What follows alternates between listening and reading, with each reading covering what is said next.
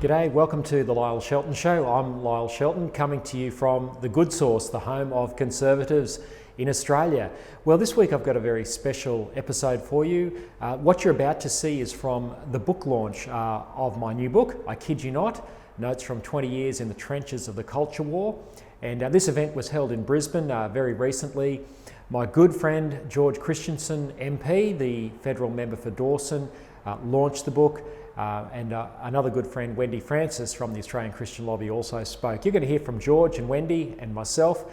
I hope you enjoy this. Sit back and relax, and you'll hear all about why this book has been written and what I hope it can achieve in our nation. Enjoy. It's an honour for me to be your MC for the night. An honour because the focus of our night tonight is to launch the book of someone we all have great respect for. He's even actually let me say a few words tonight apart from my MC role. And I'm going to talk mostly about him, but I will definitely also do what I'm meant to do and talk about his book. And then later on, you'll all get a chance to say something if you'd like, because we are going to have a Q&A time. And so think of any questions that you'd like to have in that time. But Lyle Shelton is a man of honour. He is someone whose integrity is unquestioned. He's a leader, and at the same time, I would describe him as a perpetual seeker of truth. Yes, the seats are all at the front now, I think, for latecomers. No. Lyle is never one to sit on past knowledge or success, but he's always looking to go deeper into truth. He's had a lot of responsible positions in his life, and he's actually been responsible for a lot of things. Many of us can think of a few. But I would propose that his sense of responsibility actually started way back in his role as big brother in the Shelton family. In fact, as I was preparing for tonight, I texted Lyle's sister Letitia to ask if Lyle had any funny childhood nickname that I could inform you all of tonight. Sadly, I don't. Because, sorry to disappoint you, but she texted back and said, "No, not really. Lyle wasn't funny." I laughed as well. She went on to say, "He was always responsible and trying to keep the family in order, especially me." That's not me, but that's her, me. But I actually found what Tish said quite disconcerting, because I've always thought that Lyle was really funny. And now that I realise that he's not funny, I actually wonder all those years when he was telling me that I was taking too much initiative, he wasn't actually joking, because I thought he was joking, but he wasn't. He's not funny. So I'm sorry, Lyle. I actually thought you were joking. Yeah. But as for Lyle being responsible too, he is a bit of an enigma, because for those of you, what? Sounds like somebody's driving in. For those of you who know him well, he's both a risk taker and he's also very cautious. So he's both. The cautious side emerges especially when he's spending someone else's money. And in his time at the helm of ACL, I found him always open to new ideas and campaigns, especially when it came to anything about the innocence of children or the lives of children. But if for some reason I was not able to pick him up at the airport where he travelled here for work, he would catch the train rather than a taxi or a hire car, even though it might only be $22 that he was saving. And he would repeat a phrase that he learnt from Jim Wallace, which remains an ACL mantra today, and it's, "We're not BHP, Wendy." I would actually like $1 for every time I've heard that since I've been working for ACL. "We're not BHP, Wendy." Lyle has endured a lot of flack in his life, and that actually means that his wife Wendy has also endured a lot. They have both turned their back on goals that others have, things like financial security. He's not irresponsible financially, far from it, and I can assure you that their children have always been fed and clothed and well educated, but Lyle and Wendy have lived with different dreams and ambitions than most Australians. I loved reading his book. I knew I would, because Lyle is a naturally gifted writer, and I've always loved everything that he's written. And his journalistic flair is obvious when you read anything that he's written. But his book is very real and even raw at times, and it's challenging and it's eye-opening. In it, we get a peek behind the scenes of politics in Australia from someone who has just about seen it all. His book is full of stories, but it's also full of lessons. Lyle tells us in these pages that we should always try to be gracious, to speak the truth in love. But he also reminds us that Jesus was a rock of offence and that the gospel is often offensive to people. He reminds Christians that they have always been called to present the truth claims of Christ and his word to the world in public and without fear. Today is not business as usual for biblical Christians, and we need strong, godly leaders. And Lyle is one of those leaders. And this book is a must-read for every Australian. You'll obviously have opportunity to buy your own copy tonight and get it signed, but buy one for someone else as well. I'm just going to read one short passage that I really loved. One of the verses in the Christmas carol, Joy to the World, starts with, "He rules the world with truth and grace." This has been the belief and assertion of Christianity to the world for 2 millennia. It has always made Christians unpopular because we say there is another king and it is not Caesar. We respect Caesar and the governing authorities. The Bible is clear on that. But our allegiance is foremost to the true king, and we seek to see his peace and reign fill the earth. Christ's kingdom comes because God builds it with our hands. Chaput says, "We don't fight for it with swords, as Jesus' disciples sought to when he was arrested in the Garden of Gethsemane. It is a kingdom that is built not by the ways of Machiavelli, but through grace, love, and servant leadership." Speaking of Christmas carols, because that did start with Christmas carols, plan ahead for Christmas presents and buy some books for Christmas presents. Don't let Wendy take any home tonight. Make sure that you get one and one for a friend. It's now my honour also to introduce George Christensen. He's going to address us tonight and launch Lyle's book officially. George is someone that we've all seen a lot of on the TV, and we've all cheered you from behind, George. George is serving his 4th term as the federal member for Dawson after claiming the seat in August 2010, following a career as a local councillor, community newspaper publisher, and he's also been a journalist. George lives in the North Queensland city of Mackay, where he was born, raised and educated. He is an advocate for traditional Australian values and culture, and it is great to have you here tonight, George, and we invite you to come and launch this very special book now. Thank you. Please welcome George. Thanks very much for allowing me the honour of launching your book, Lyle, and I want to echo everything that Wendy has said. You're a man of honour, a man of integrity, a good man, and as the old saying goes, a good man's hard to find these days, and you have fought a very good fight. Ladies and gentlemen, to all of the elected officials here today, it's my pleasure to be launching Lyle Shelton's book. I kid you not, Notes from 20 Years in the Trenches of the Culture Wars. It's a great read, and what you'll find in this book is a number of oft-repeated messages or themes.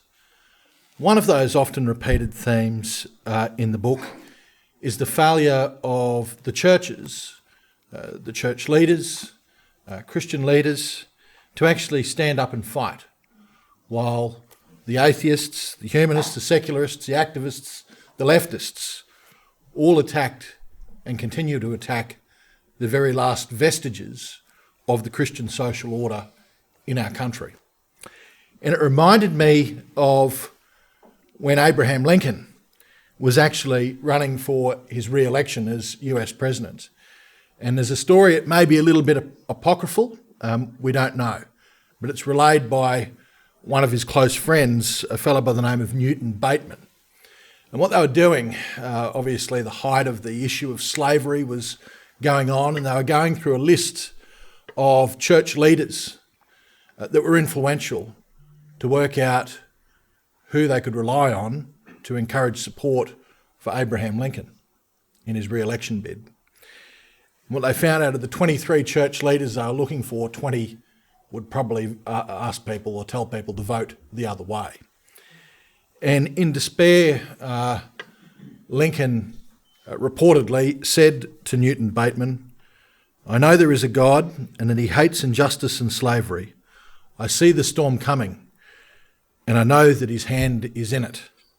If he has a place and work for me, and I think he has, I believe I am ready. I am nothing, but truth is everything. I know I am right because I know that liberty is right, for Christ teaches it, and Christ is God. Well, ladies and gentlemen, I put to you that Lyle Shelton has been ready to battle injustice and modern forms of slavery and similar evils for the past 2 decades. And this book is a veritable survey of the culture wars of those past 2 decades. Now, culture wars is often said in a pejorative sense. It's not. It's a battle for the future of our civilization. It's a battle for the soul of our nation. It's a battle for who we are as a people. And it's a battle we should all be involved in. And it's certainly a battle that Lyle Shelton has been involved in. And that's why his book is that veritable survey of the culture wars over the past 2 decades.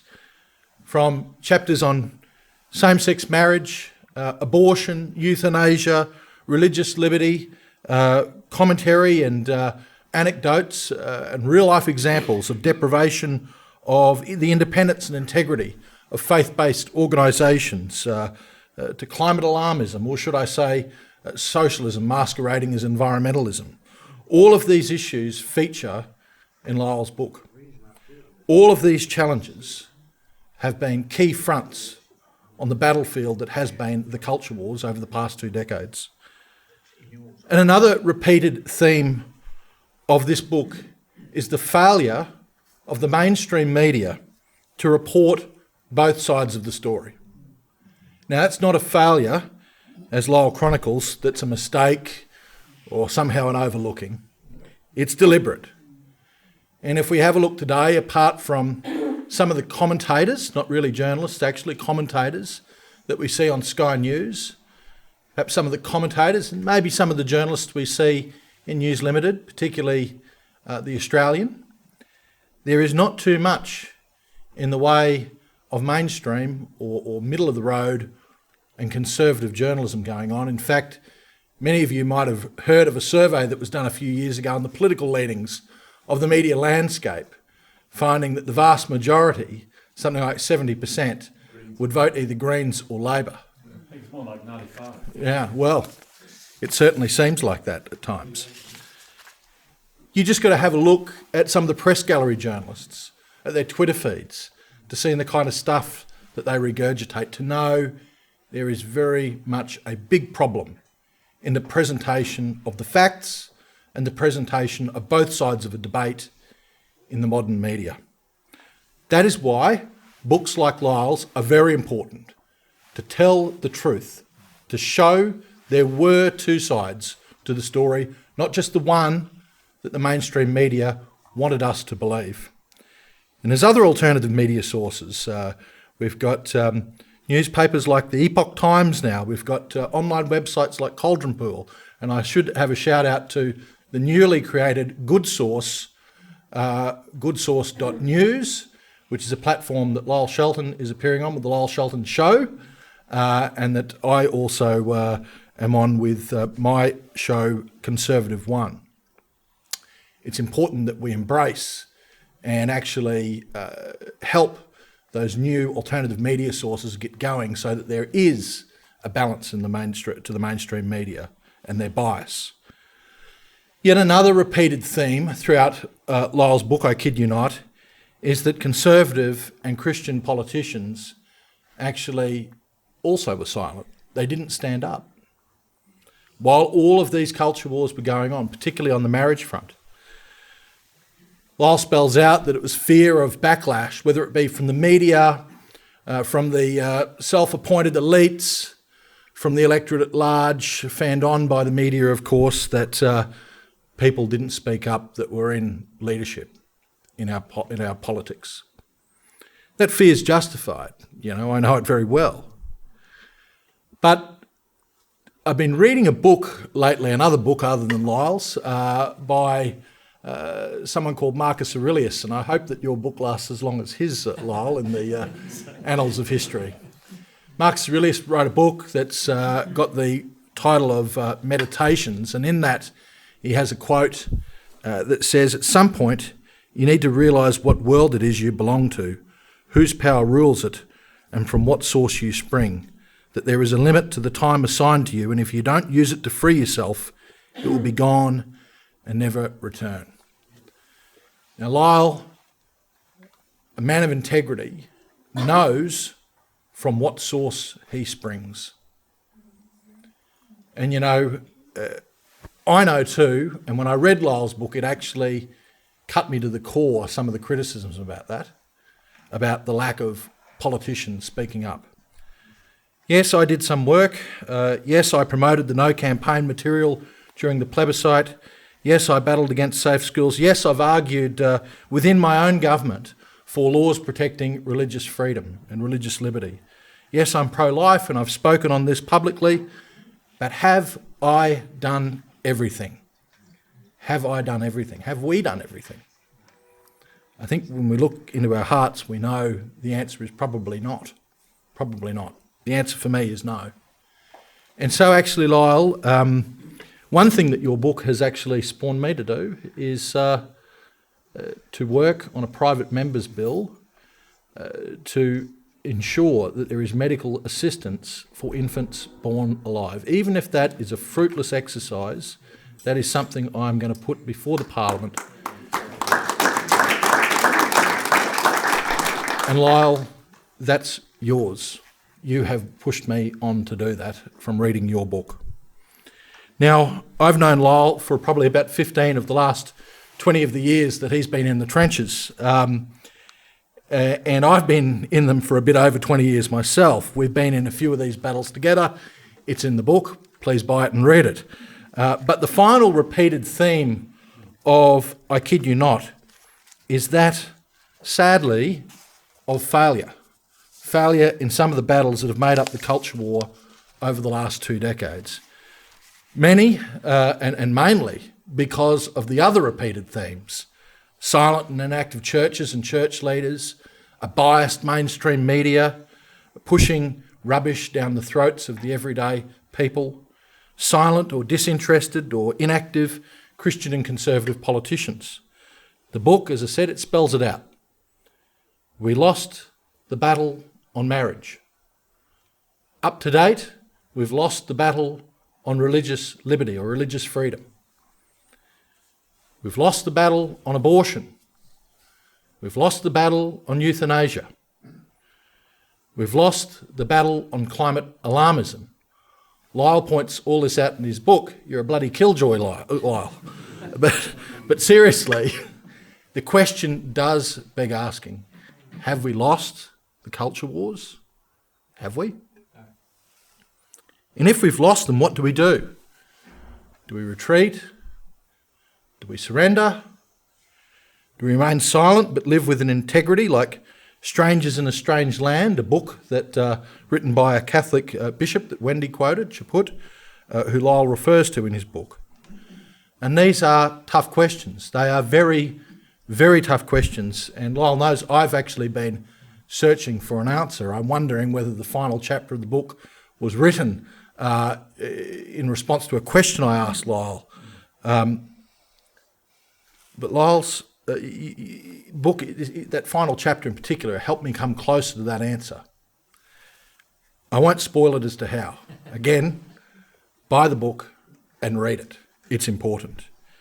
But the final chapter reminded me of that quote from Marcus Aurelius once again. At some point, you need to realise what world it is you belong to, whose power rules it, and from what source you spring. That there is a time assigned to you, and if you don't use it to free yourself, it will be gone, never to return. Ladies and gentlemen, I put to you, we cannot give up. The source we spring is from God. It's from Christ. And I don't want to give a sermon. I've said this before and I'll say it again. I was elected to be a politician, not a saint. We're all sinners, politicians especially, and I'm a sinner, a miserable one at that. But I realise that the source from which I spring, from which we all spring, is God.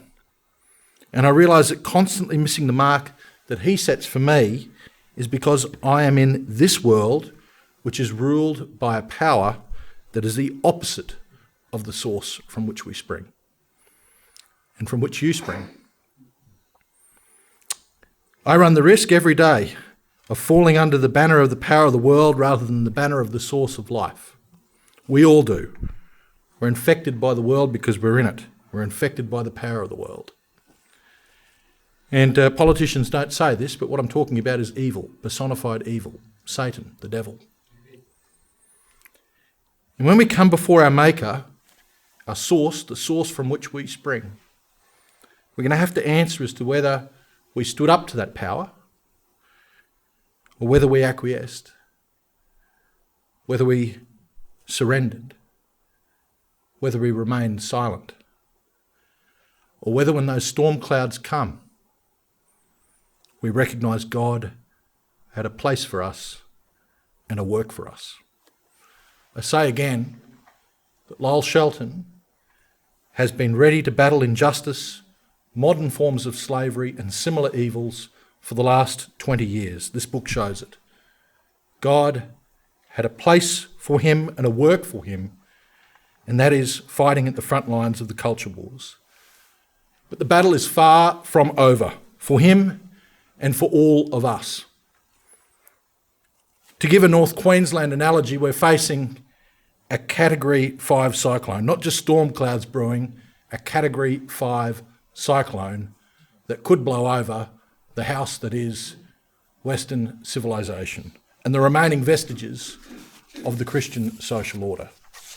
We all must be ready to stand up for traditions. We all must be ready to stand up for liberty, to stand up for what is right, to stand up for Christ our God, whether our cause is winnable or not.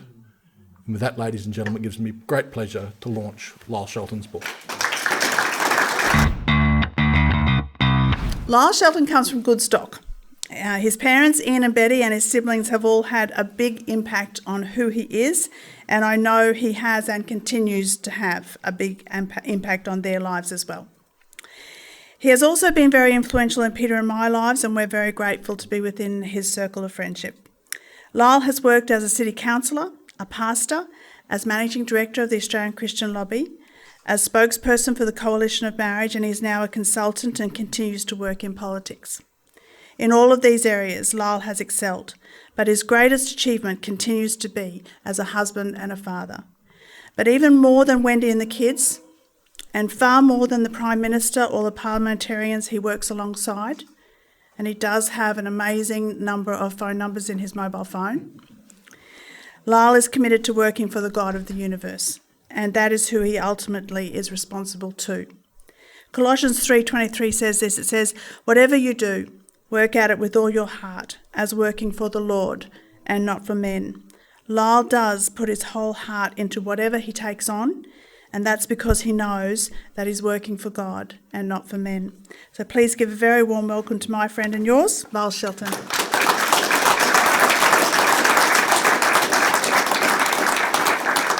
Well, thank you very much, Wendy and George.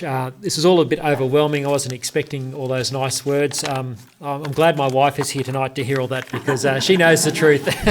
But I do feel very humbled by the kind things you've said tonight. And I'm very humbled by all of you being here tonight. This has been a sellout. We would have loved to have had more people, but the COVID restrictions have stopped us. So thank you for doing me the honour of being here tonight for this launch. I've been a bear with a sore head for a long time over issues in the culture, and I guess that's why I sat down and wrote this book. These things have burdened me, and as George said, we are very much in a war. Just this week, I was on my way into Parliament. I work 2 days a week, or a couple of days a week, with Mark Robertson, Dr. Mark Robertson, who's here tonight, the member for Oodgeroo, and that's a great privilege, keeps my hand in the political realm. But I was walking into work on Tuesday, and there was all these protesters outside Parliament House, and very well-meaning protesters. They were concerned about refugees and people who seem to be in sustained detention in a hotel in Kangaroo Point. And I wasn't particularly looking to engage them, but I walked past and one of them yelled out to me, "Do you care about human rights?" And straight away I thought, well, yeah, I do. I said, yeah, I'm really concerned about human rights for the unborn. And that didn't go down very well. Surprise! The iPhones came out. I said, I just think all lives matter. And man, what out there? You're changing the the narrative here. And I said, well, look, I'm concerned about refugees, of course. And I said, I think the iPhones are out by this stage. I said, I think we should have a generous refugee intake. We should make sure that we are a country that's welcoming to people who are persecuted, and we should have an even greater intake. But I'm really concerned about people drowning at sea with people smugglers and the like. And anyway, so at that point I'd had enough, and the TV cameras were there, and I thought I'm going to get Mark into trouble if I, as a staffer, opining like this. But as I walked down the drive into the parliamentary annex, they all started chanting, "Racist, racist, racist." And I just thought, this is just how crazy and mixed up our world is. And this is why, as George said, and as Wendy and I know, and many of us in this room who've been involved in these battles for years, the culture war is real. And the battle for ideas is real. And sadly, some of those who have the biggest megaphones and microphones and media voices, a lot of their ideas don't stand up to scrutiny. The foreword to my book was written by one of my great friends and mentors, and Wendy's as well, Brigadier Jim Wallace, retired, who effectively got Australian Christian Lobby up and running in the early 2000s. And he did me the honour of writing the foreword. I've joked to Jim that it's the most coherent piece of writing in the book. But he started with a quotation which we used a lot at ACL in talks that we did. And I thought it's worth mentioning tonight. It's from another Roman Catholic. Roman Catholics feature a lot in terms of the people the wellspring that I've drawn from, because the Catholic tradition actually gets that the gospel is cosmological and applies to all of life. And I think some of us evangelicals and Pentecostals have missed that aspect of the gospel. But it's there in the 2,000-year-old Christian theology that the Catholics have held onto. So some of their thinkers and theologians are the best in terms of these issues. And Cardinal Francis George says this. He says, "I expect to die in my bed." How many here expect to die in their bed? I think we all hope for that. Then he says, "My successor will die in prison, and his successor will die a martyr in the public square. His successor will pick up the shards of a ruined society and slowly help rebuild civilization, as the church has done so often in human history." And this is why I have real hope, despite this book being very much a lament. It's in some ways a little bit of an outpouring of grief. I haven't wanted to be negative. I'm positive about the church. Wendy and I are in church every Sunday, and we've raised our kids that way, and we are very committed to the body of Christ and to being part of that. Like all of us, that the church is not perfect. But we're committed to that. But if you look at the cycles of history, it has always been the church that has helped rebuild society and civilization. And it is cyclical, and we perhaps are on a bit of a downward slide at the moment. I don't know how long that will go for. It's very hard to be optimistic about the short term, save some divine intervention, if you look at all of the cultural indicators and the things that we've talked about in this book. But I do believe, as Wendy read out, and thank you for reading that quote from the last chapter, I do believe in a Christ who does rule the world, and he will have his way and have the last say. But in the meantime, there's a job for us to do. So this book it's a little bit of a lament, and it's born out of what I hope is a holy discontent. I don't want to be someone who's an angry ant and railing against everyone, maintaining the rage like the Gough Whitlam people from 1975 that we've seen with the Palace letters this week. Leave it alone, guys. But I don't want to be that sort of person. But I do want to keep the concern before us as people of goodwill, before Christian people, before other mainstream Australians, because I believe we've got to see more and more voices raised up into these areas. I was deeply concerned to be watching Dave Pello's show this week, which Wendy was a panellist on, with a prominent Conservative senator, self-described Conservative senator from Queensland. And I'm sure a good man. He said many, many good things that I agree with. and I'm sure he's doing his best. But he said, and this is straight out of the Crosby-Textor playbook, for those political nerds here in the room, he said, I don't talk about social issues. I'm happy to talk about the economy and jobs and, all these sort of issues, but I don't talk about social issues. I was grieved to hear that, because that's exactly why I wrote this book, because I'm sick and tired of Conservatives not talking about social issues while the left constantly talk about social issues and run the ball up in these areas. And that's why we have lost so many of these issues. I'm convinced from my days as a young fellow running around playing AFL football in Toowoomba, and the blokes I'd train with, they'd often ask me about the public campaigns I was involved in as a youngish city councillor. And when you could explain it to them as you're jogging around the training track, they go, yeah, I wouldn't want my daughter doing that, in the sort of so-called adult entertainment. Ordinary Aussie blokes, if only people knew the truth. And I think the problem is we haven't had sustained voices in the public square who will make the counter-argument to the left. We find these issues a bit awkward, so we go quiet, and so people only hear one side of the argument. And that's a big part of why I've done this. There is a culture war, as George so eloquently said. Constantly Christians say to me, why do you use military metaphors?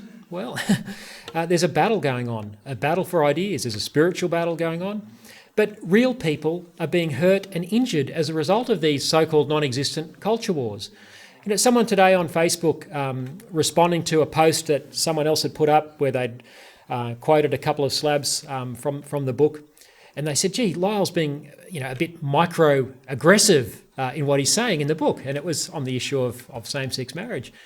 And I couldn't help myself, I was triggered. So I put a comment back to this person and said, well, hang on, what's more macro-aggressive than public policy which says a child must miss out on the love of their mother or father because we've redefined marriage and therefore we've redefined family, and we have to provide a family structure which mandates, not through tragedy or desertion, but because of the lifestyle choices of two people of the same gender, that child has to miss out on the love of their mother or the love of their father.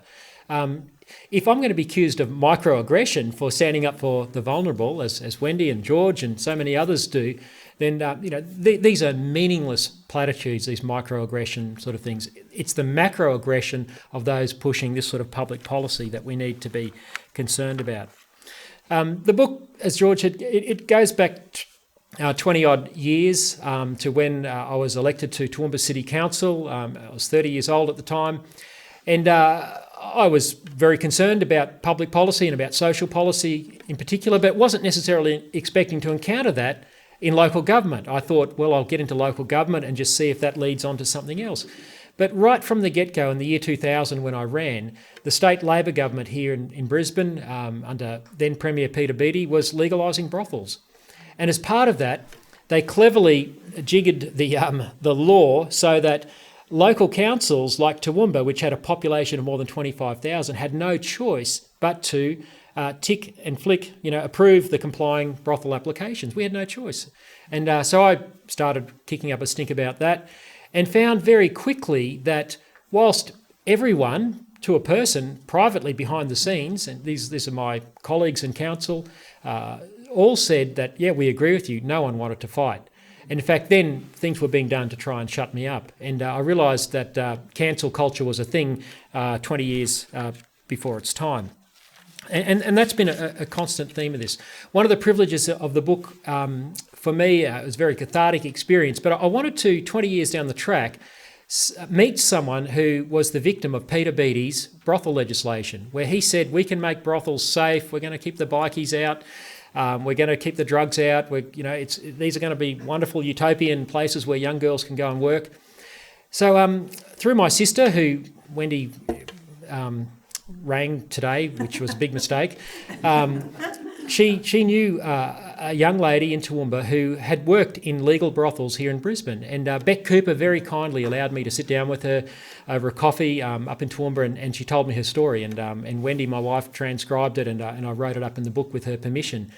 And it was harrowing. And here I was sitting across a beautiful young lady in her mid-30s who'd spent the best part of her 20s working in the legal sex trade created by our state government and sadly sustained by the LNP, which didn't do anything about it when it was in government. And that's to our shame. The idea that we should have a state-sanctioned sex trade for these young women. And she said to me, she described Monticello's at Albion, and on a Saturday night, the waiting room just full of drunk men. And the buzzer going off in the room in between clients, why do we use this sort of language? And she said this, and it's in the book, she said the girls wouldn't even have time to have showers in between because management would be buzzing and saying the next one was in. Thank you, Peter Beattie, for what you did to those women. I mean, what a disgrace. And yet we as a society, and as George said, all of us probably, none of us have done enough to try and speak out against. We've just accepted this sort of evil. And I sat across face to face with someone who was a victim of public policy, which we were told was going to be safe and create this wonderful, dignified workplace. That's one of many examples. There's a chapter in the book on the whole issue of pornography, and I'm very much inspired from Wendy's advocacy in this area when we were at ACL, when I was at ACL with her. She set up something called the Centre for Human Dignity, and as a result of that, we were able to do some research through our very good research officer, Dr. Elizabeth Taylor, wrote a brilliant paper on that, which I've summarised in the book. I've plagiarised all Elizabeth and Wendy's good work in there, but that's a big issue that doesn't get enough discussion. There's a chapter on the Toowoomba water sewage drinking debate. Anyone remember that from about 2006? That was this book is essentially a chronicle of failure, but that was one of the only campaigns that I was involved in where we were on the winning side. And at the time there was a big drought on. Brisbane was running out of water, Toowoomba was running out of water, but Toowoomba was the only place in Australia that was being told that the only option was to drink recycled sewage water.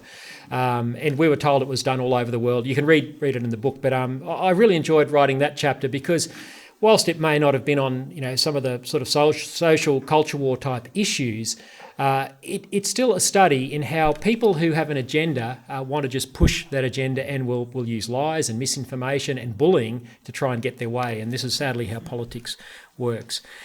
There's a chapter on human rights for the unborn, and this comes from a campaign that was on in 2008, and this is something that has been heavy on my heart since those days when we went to a Senate inquiry that was looking at trying to stop Medicare funding for late-term abortion. A very reasonable proposition. Senator Guy Barnett, courageous Tasmanian Liberal senator, put this forward, and all hell broke loose just because the A word was ushered in the federal parliament. And what we saw was politicians covering up for eugenics. Because the proposition was put that, well, we need to have Medicare funding for late-term abortion because disabled babies will be born and they will be a burden on the disability services. But I kid you not, and that's why the title of this book is that. That was the publisher's suggestion because I shared an office with the publisher for a year, and I think I must have said I kid you not every day because of some clangor from the left. But that chapter on, it's called Blood on Our Medicare Cards, that's probably one of the chapters that I've been wanting to get off my chest ever since I was involved in that campaign back in 2008. And I think it's to our shame as a society that we allow eugenics in modern day Australia. So again, you'll have to read that. George mentioned his interest in putting up a private members bill to do with unborn babies born alive after botched abortions, and the figures are in the hundreds. And George, very kindly credited the inspiration to me, but the inspiration really needs to go to Dr. Mark Robinson down the back there, and also Nick Goiran in the Western Australian Upper House. Two courageous parliamentarians, and they're both mentioned in the book because they have put questions to their various health ministers, which have forced them to put on the record the fact that this does happen in the hundreds in Australia. Nick Goiran's been pushing for a coronial inquiry. Mark raises it relentlessly here in the Queensland Parliament, and they admit it happens, but no one does anything about it because, choice. So we really have, as a society, lost our moral compass big time. And I'm grateful to courageous people like Mark and others who have been the inspiration with so many of the stories that are in this book. And I appreciate that George is looking to follow that up, and that would be fantastic. There's 3 chapters on the marriage campaign. I was only going to write one, but it quickly morphed into 3. That was, again, a cathartic experience writing about the events of 2017 and really the 10 years leading up to that. We didn't just lose that in the 3 months of that plebiscite campaign. We lost it because the other side was active for years and years, and it frustrated me no end. I would, in the 10 years prior to that, I would go and see Labor, Liberal, anyone I could and say, look, the activists are mobilising here. We have to meet this challenge. It's going to have big consequences. And I was constantly told, Lyle, you're jumping at shadows. We've got this. It's not, our policy's not going to change. And of course, the book chronicles all the, not all, but many of the steps that were taken, which saw those dominoes fall. And of course, we lost that. And the grief for me out of that was that it was, in my view, entirely avoidable. And because good people sadly failed to rally and heed the warning signs. The great, it's almost cliche, but the story of the American Revolution is one which is one for our time right now. And, there's the story of Paul Revere, the Boston silversmith, who rode through the night warning that the British are coming, the British are coming, the British are coming. And people, men, got out of their beds, out of their warm beds, and they went and met the British forces that were mobilising against them, and shots were fired, and the Revolutionary War began. And I'm not at all advocating a physical war, obviously, but what I am advocating is we have to get involved in the battle for ideas, because real people are being killed. If we believe that unborn babies are real, if we believe that women are being coerced, as we hear over and over again, and I detail this in the book, famous footballers, Bryce Cartwright and Tim Simona, coerced their girlfriends to kill their babies. Every Australian should know that, and this is the dirty secret of abortion. It's not liberating for women at all. The British are coming, folks. People are being hurt. Women are being abused as a result of our policy, and lies are animating so much of our policy. There's a chapter on energy policy. Somehow people think that we can run a modern economy on wind and solar panels. I'm yet to be convinced that is even possible, and yet we're not allowed to talk about coal-fired power stations. So there's a lot in this. I do finish, as George said, on a hopeful note, because I do believe in the God who rules the world. And I do believe that he's in control, and I do have hope. But I think we need to be sober as well, and we need to make a realistic assessment of where we are at this moment in history. And my hope and prayer for this book is that it will encourage people to take a look at what's going on in our society, and I really hope and pray that it'll inspire a new generation of activists who will engage these very real culture wars. Thank you so much, ladies and gentlemen, for being here tonight, and thank you so much to Wendy and George for their kind words. Well, thanks for tuning in to this week's edition of the Lyle Shelton Show. I hope you enjoyed that. Don't forget, you can get a copy of my book, I kid you not, Notes from 20 Years in the Trenches of the Culture War, and that's available from my website at lyleshelton.com.au. Love to put one of these books in your hands. So thanks again for watching, and don't forget to tune into The Good Source for great conservative commentary, and I'll look forward to your company again next week on The Lyle Shelton Show. The Lyle Shelton Show is a production of The Good Source, hosted by Lyle Shelton. To watch, listen to, or read more content without the SJW PC fact filter, visit goodsource.news. Good, SAUCE.news. Become a Good Source supporter for exclusive access to live and unedited interview recordings, including the conversations before and after the show.